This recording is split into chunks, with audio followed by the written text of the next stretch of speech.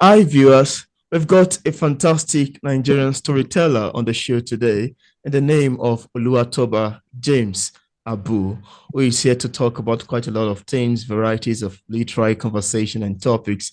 So, James, thanks for joining us on English Literature today. Absolutely. The pleasure is mine. Absolutely.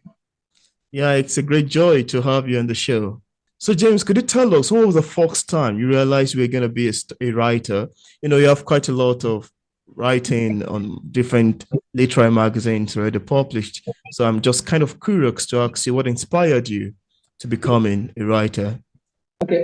So I think writing is one of those professions that you don't particularly get inspired to become. You sort of just become it, Oh, right? For yeah. most people, that's not as a talent that you're nurturing.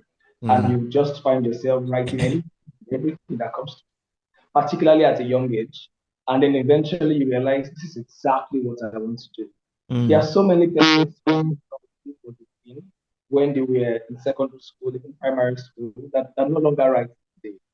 And I think absolutely. that's what makes the difference between them and people like us who are doing the line. So we sort of just start and never know when to stop, and then we realize that the writing is in our blood. But on the other hand, what made me realize that I was a writer, I didn't start out saying that I am a writer. I think I was about 12 or 13 when I started making comic books, particularly manga. So I would draw Oh, this Japanese character, and they would have superpowers with weird imaginations just coming into the pages. So I could draw a character with an eye in the middle, and then the eye has oh. horns, and then they're speaking this language that isn't English or anything else. Mm, And from there, I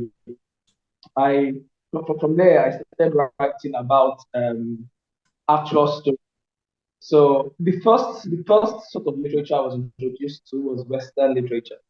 Before I began to read works like Chimamanda and Sefiata and among others. So initially, I started writing because I wasn't particularly satisfied with endings. So I would watch a movie or mm. watch a series, and I get to the end, and I'm telling myself, this is not enough. What happens next? And then I pick up my pencil or my biro or whatever I have inside that could Oh, actually wow. inscribe things on paper Oh, to wow. just create one version of things. And then that version becomes personified and then it becomes my work. And then I started giving this to my siblings to read, and they would give me this very FT compliment. And then I took Mm. it to school at some point in secondary school, and the praise was just as much. Oh, And then that's when I wow. realized, okay, this was actually out for me. Yeah, and ever since then, I'm still here. That's great. It's quite great to know your inspiration and the first time you realize you're going to be a writer. I also know that, being a writer from Nigeria could present a different challenge. And I'm curious, how can you describe the writing community in Nigeria? I think we need more readership. I think readership is a major issue in Yeah. Nigerian literature. And I would like if you can read readership as money, finances, because the more I mean, it's just a present and effect thing, right? If we have more readers in Nigeria, we would have more funding for in the literary space. Money Mm, is not enough, and so we have very passionate publishers looking to publish books, looking to bring new voices to the literary scene.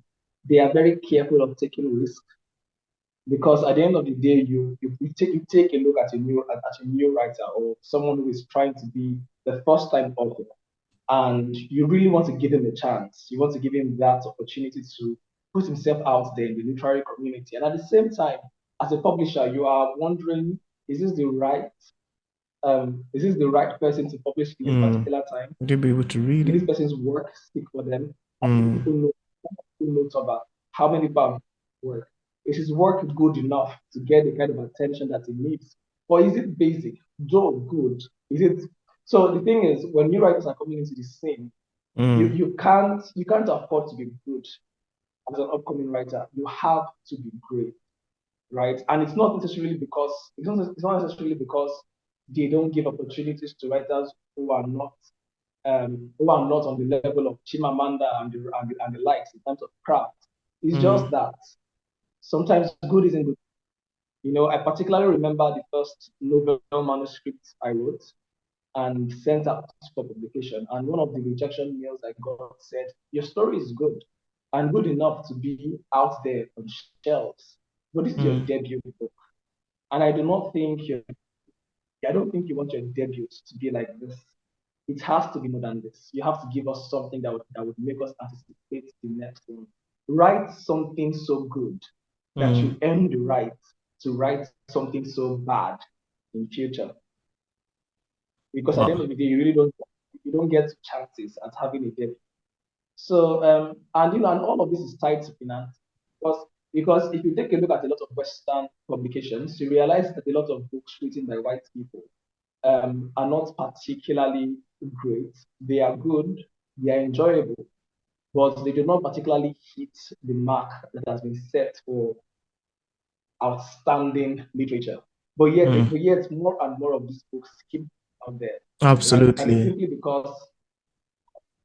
Simply because sometimes publishers over there have more money to throw around than we do Mm, here.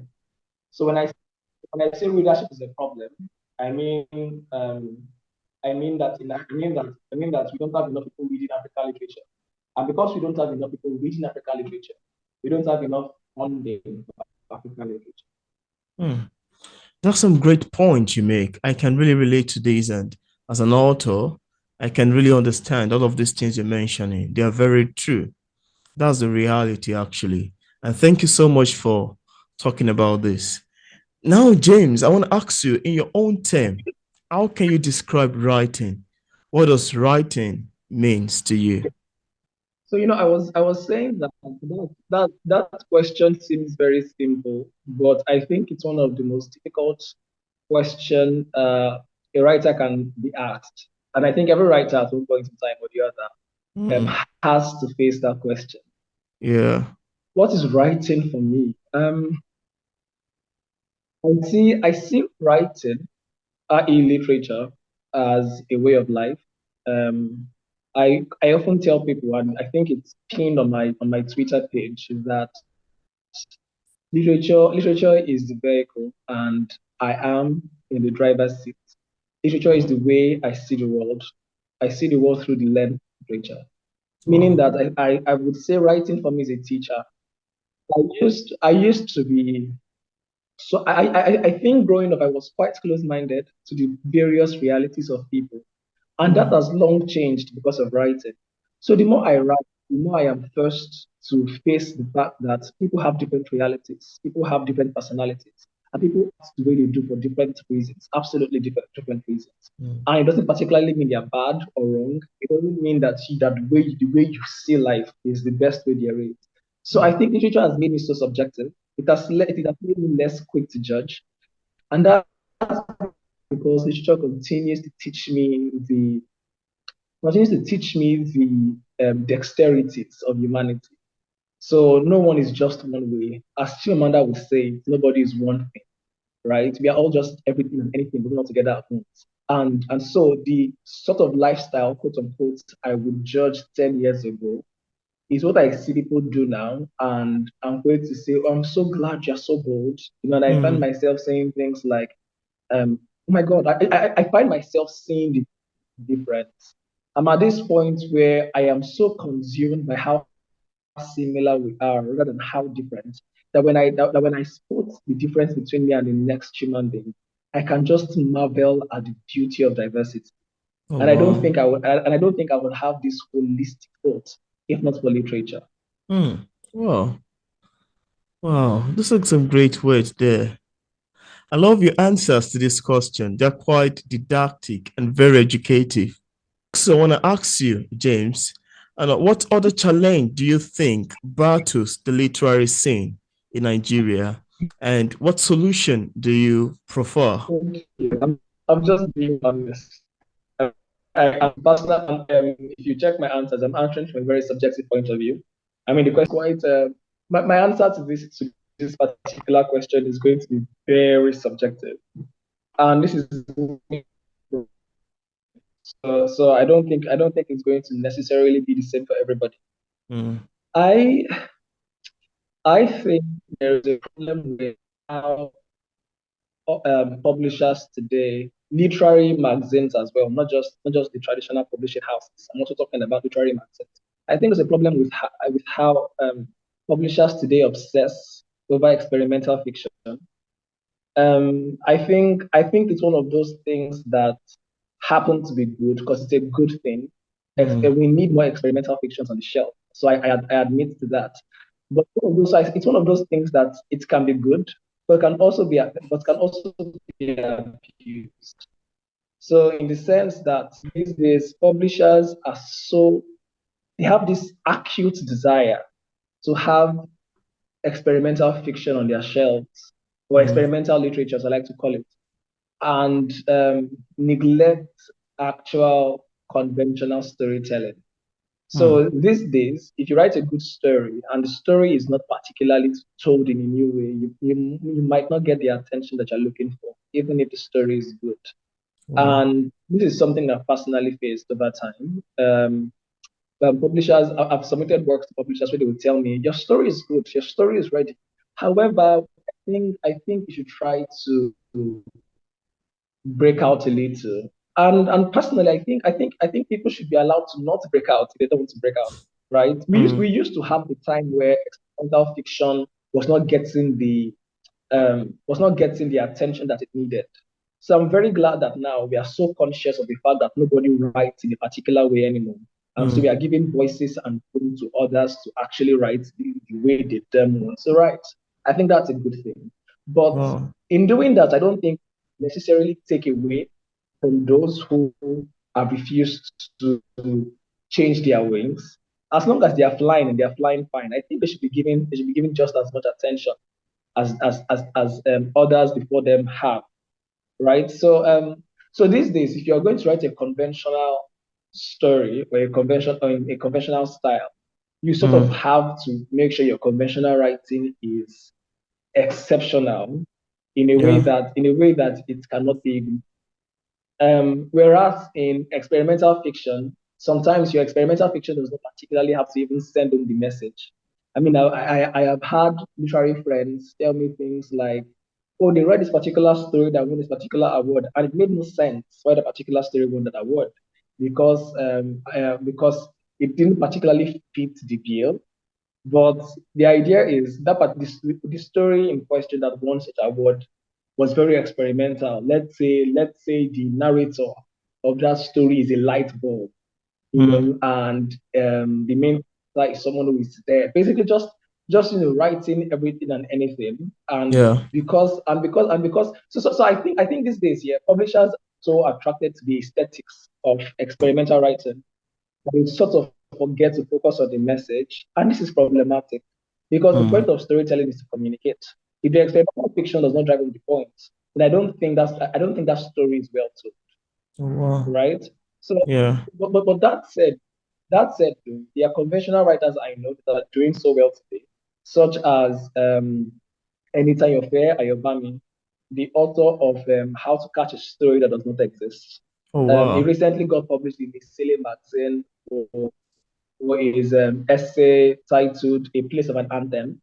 We have Joshua Chizoma, who wrote A Miracle, also on a Silly magazine. He has been shortlisted for the Afro Kane Prize.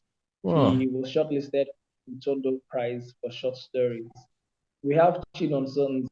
Chinonso is currently shortlisted for the Silly Prize for Fiction 2023. And Thanks a and these lot. and these are people these people give me hope. They fill me so much with hope. Oh, Um, wow. and I say this because when there are times that I just like there are days that is there are days that is really exhausting. And then I go back to the work of these people I call friends, and I realize that if they can do it, then I can. So Mm, yeah. that's true. That's quite motivating. I love the sound of that. So I want to ask you, Joshua, there are some times in being a writer whereby we face a lot of rejection. And I'd love to know your opinion about rejection. How do you react or undo Rejections. My my opinion on rejections. I'll start by saying rejections are painful. Very painful. You know, We all know that. I try to have a little bit of faith. Don't lose hope. It's not so bad. Mm. Um, you're going to get there. I remember when I wrote my novel length manuscript, and the first rejection came in, and then the second, and then the third, Wow. and my friends were saying things like, "Why are you feeling so down? Why are you feeling sad? Do you know how many times Chimamanda got rejected for people like this? Was Absolutely. 17. Some Wow. people even went some people went ahead to exaggerate things, saying that Mm. J.K. Rowling 99 times. It was the 100th time. Got So published. your 3 time doesn't mean Hmm. anything. You understand? And then they kept saying that you're going to get there. But the truth is, it didn't matter much whether they were trying to comfort me because Mm. I still felt the pain of not being Absolutely. picked. Because the truth is the joy of every writer, and this is me being honest. And I don't say this to sound precious. The Mm. joy of every writer usually is to be read. I Absolutely. think I think the focus on money comes. I think the focus on money is very secondary to that. Mm. I don't know about other writers, but from my observation and from my friends and for myself, right? The joy of writing is that people out there are reading your work and they are Absolutely. connecting to you and they want to Mm. have a part. I know I don't want to have a part to do with your life. Mm. And so when you get rejected, your mind automatically tells you, oh, maybe it's because you're not good enough, or maybe you're not really good at writing. You didn't do well at this. But I was telling a friend of mine recently that the pain is good, right? You Mm. only feel pain over something you're passionate about. Absolutely. So if you feel pain from rejection and and then you give up on writing and say not writing anymore, I think that's fine, right? It just goes to show that perhaps writing wasn't something you really wanted to do. So Mm. for me, whenever the rejection comes and I find myself going back to the drawing board, I find myself going back to reorganize that particular story or writing a new story altogether, I realize that I am reminded so much of why I chose writing. So personally, I don't think it particularly matters if my writing is ever going good or going bad or going well. I think I'm always going to just feel right. Pain is a very valid feeling. And I think that while it can be negative, I mean to feel pain, there's a positive effect to it. It makes you Mm. realize what you're passionate about. It makes you realize what you want and what you like. It makes Yeah. you realize what you're willing to die for. I think rejection was what made me realize that I deeply want to be a writer. Because after the Absolutely. rejection and after the sadness, the next thing I put myself was, what can I do to be better? And to be very honest, I do not think my writing would be as good as they are today if I wasn't Mm. rejected for if my manuscript was not rejected. And I've also come to realize that I'm not the one getting rejected, it's the work, right? And Mm. somehow that makes it less and makes me more open-minded to the possibility of changing what I've submitted, to actually admitting that perhaps there are some things wrong with this work. But at the same time, because of how much rejections I have had, I have come to the realization that sometimes the problem is not my work, but the publishing house Absolutely. or the literary magazine. Or the person that is There are reading times I your will submit work. a there are times that I will submit a work and the work will get rejected, and I'm telling myself, and then I go back to what I submitted, and I realize that, oh, there's nothing wrong with what I have here. Perhaps we just weren't ready for this story, or this is not the kind of theme they are going They are for looking this for. season. But this was Absolutely. my work. But I would honestly tell you for free though that my best writing came from rejections. So whenever I Mm. get rejected, I am forced to ask for publishers, why am I getting rejected? And some of them are nice enough to tell me what they think was wrong with my craft. Oh, Sometimes they are wrong, sometimes they are right. Right? And when they are absolutely. right, I try to inculcate that change in me. And moving Mm. forward, I implement that in my other stories. And they come out very Absolutely. amazing. In Yeah. fact, it was not until I got rejected a lot in a particular season that my stories began to get accepted. Wow. That's very good. And I love your opinions about rejection. So, James, would you love to read an excerpt from one of your published piece, another from a piece yet to find a home? Yeah, allow me to share my screen so that I can read from the first excerpt. Okay, let me do that. Advanced sharing Thank you. option. Yeah, you can share it now. I've selected that. Okay. All right. All right.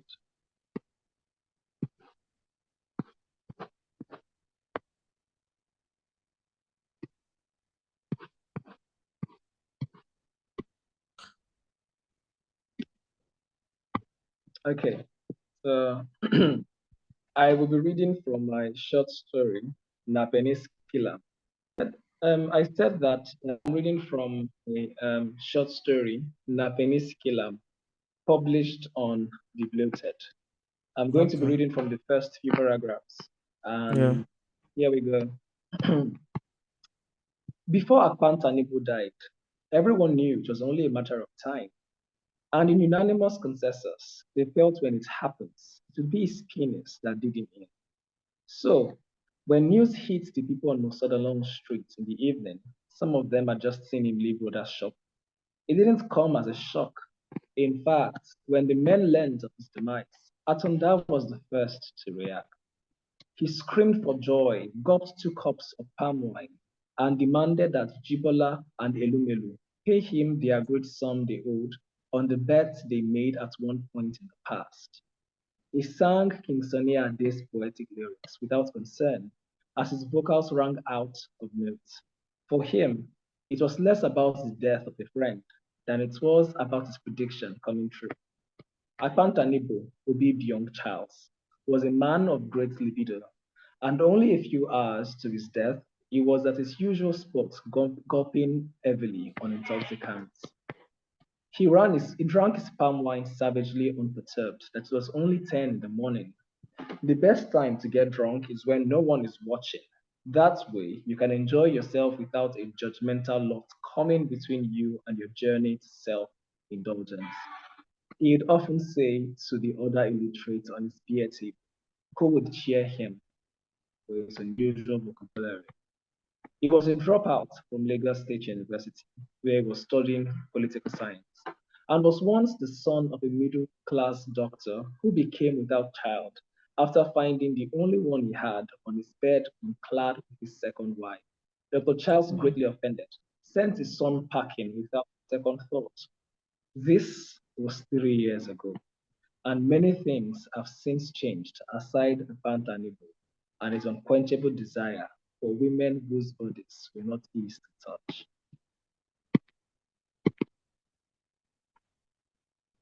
Wow. Okay, Wow, that's a bit captivating. I'm already captivated. I think I have to go back again with the link and go and finish reading it. It's it sounds like a story of a man who has a sudden a very urge desire for women. And that title I think speaks for it all. Thank you so much for sharing. you really should. You really should. It's a good story. Yeah, and I left a link also in the discussion part of this Um, conversation to the links where you can okay. access James' writing. Now, James, I also want to ask you, what are your favorite books and what author speaks most to you? I don't know if you have an answer to that. Okay. So my favorite books, that would be well, that away is The Famished Road by Ben Okri. Oh, I personally don't think there's any writer on the face of Amanda. And I wow, think I particularly the book of Chimamanda I love so much is Americana, Mechanics of Enogo. Another book on that list, another book on that list, is Mechanics of Enogo by Michael Afenfia. wow, And that's because there was a particular time I actually forgot I was a writer. It's crazy. That's a story for another day. There was a period in my life I forgot I was a writer. wow, And when I was trying to find my home in literature, because I was a prodigal son returning home. When I, the wow, prodigal son, decided to return home, it was Michael Afenfia's book that gave me a rite of passage. wow, I recently commented on his page telling him that He's a gatekeeper that should the gates open for me. So Mm. because I read 10 P's Mechanics of Yonogwa, I began to write again, and I began to believe in my writing. Yeah, there's an endless supply of authors I love so much. I love Paul Coelho. And of course there are writers who are not published, who are not authors, but writers that have been published that I really really enjoy, Yeah. such as Chinonso Nze, Ayobami Anytime Affair, Taiwo Azan, Joshua Chizoma, myself. I really really enjoy my work, so I like Uh, and endless. Okay, yes, there is Otuke Ominia Boss. I really think Otuke is unique, and I personally think he's just a very selfless man. He's the publisher of Masobe and the CEO oh, of Masobe. I think he's sort of allow his book take the back seat. But I personally am of the opinion that Otuke's books would easily be in the top 5 best things to happen to Masobe, wow. and it deserves every award it has been nominated for. His books deserve Oh, every accolade they get. And TJ Benson, I personally think TJ Benson is an acquired taste. So I did not particularly enjoy the Madhouse by TJ Benson, but I was absolutely floored by People Live Here. I think oh, People Live Here by TJ Benson was my best read for 2022. wow, And since I've read that book, I have literally given it to every friend of mine who is within distance to go read it to. wow, Personally, I'm of the opinion that if that book had been submitted for the Booker Prize, I am of the very strong opinion that it would have been nominated wow, because it's that good. TJ Benson is exceptional. Haven't read anything like it in a long time. wow. That's quite great. And that's quite a lot of books you mentioning. I think I would have to start experiencing some of them as well. Thank you so much for mentioning them. And I'm Yeah, curious, you should. James. Yeah. And I'm curious if you want to read any more excerpts from Okay. some of your unpublished works. Would you like that? Or do you have one you would love to read before we call it a day? Okay, yeah, absolutely. Absolutely. Yes, absolutely. So I am going to be reading from and this is crazy, right? Because this particular work has not been published. It hasn't even been edited. It has only Oh, been written. So oh wow. and I'm not even done writing it. So the title is Happiness. So the title is Happiness is an Event in December. And so there might be errors while I read. Please bear Hmm. with me. It's yet to Yeah. be edited. This is an event or a series of events orchestrated against an old veteran of oppression. It is the commotion of unaffected bystanders, eyewitnesses who see a problem and refuse to be silent about it.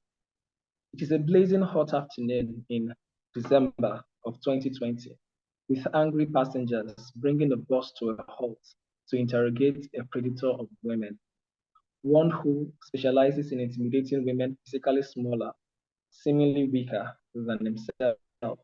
Happiness is this day in December 2020, where a man slaps a girl not once, not twice, but thrice, and was not allowed to go away with it. You are sitting face front, unsuspicious of what is going on behind you. Then, as if a wooden tabletop has fallen against hard floor, you hear the bang. You turn around to see a girl holding her face. Her hair is so messy, it covers the face altogether. You look at the large man beside her and think you know what has happened. But surely not. This can't possibly be true. So you turn back on your seat and keep your eyes on the road. It is not over 2 minutes, and you hear the bang again. This time, it is accompanied with a short cry.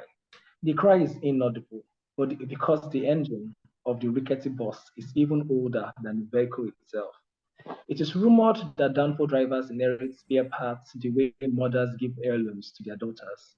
Perhaps this, not the rumor, but the loudness of the moving bus, is why you do not believe what you heard the first time and even the second time. You try to mind your business, but that isn't possible anymore. While you do not want this to be true, your mind tells you surely you aren't too stupid to think you do not know what is happening. Just when you attempt to engage yourself in a debate, you hear a gruff voice. It is enriched with rage, so much that it reminds you of an alcoholic in a 1980 American movie. The large man is talking to the girl. Suddenly, the running engine is disquieted by the whispers of the two strangers in the backseat. The man is threatening the girl. You can hear it now. A sob is getting louder. I will kill you, he says in Yoruba. I'm talking to you, Yadu. I will kill you. Yeah, that's Hello? great. Yeah, that's lovely. I'm still with you. Thank you so much for sharing your works. They're quite amazing. Absolutely. And I've left a link in the description part of this conversation where readers can find more about James' writing and experience some of his amazing works. So thank you so much, James Abu, That's very for joining us on the show today. It's a pleasure having you on the show. Yes, thank you. Thank you so much. And just to say, dear, thank you so much for giving me the opportunity to read that. I hope it finds a home soon. Yeah, it's a pleasure on my side. Thank you as well.